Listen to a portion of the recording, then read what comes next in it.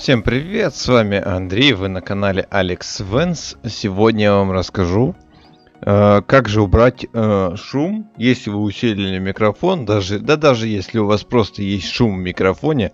Как это сделать? То есть я не пользуюсь никакими программами, то есть они мне как бы нафиг не нужны, потому что программы это, не знаю, ну как-то некоторые согласен, помогают, а некоторые вообще бесполезные. На некоторых специально делают так, чтобы люди качали, и они качают в итоге вирус, который и компьютер уничтожает. Ну, в общем говоря, как я это сделал?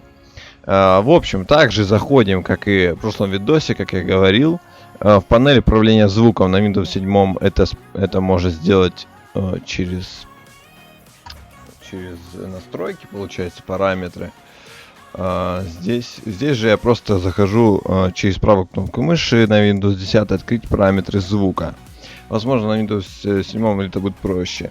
Также здесь захожу в звук, он по дефолту, стандарту стоит, и панель управления звуком. Также панель управления звуком включена, также вырубаем сверху запись. И выбирайте микрофон, свойства, либо двойной кнопкой мыши, оно у вас так включится. Сверху есть общий, прослушать уровень улучшения дополнительно. Что нам нужно? Нам нужно улучшение.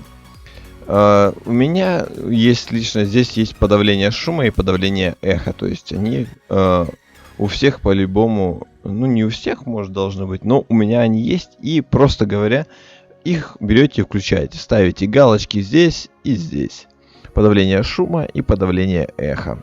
Ни в коем случае не ставьте галочки на отключение всех звуковых эффектов. На неотложный режим, я не знаю, это бесполезно.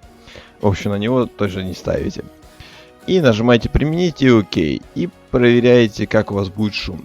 Если что, можете подавление эха отключить. Оно вроде и звук чуть-чуть убавляет. Тоже немного есть такое.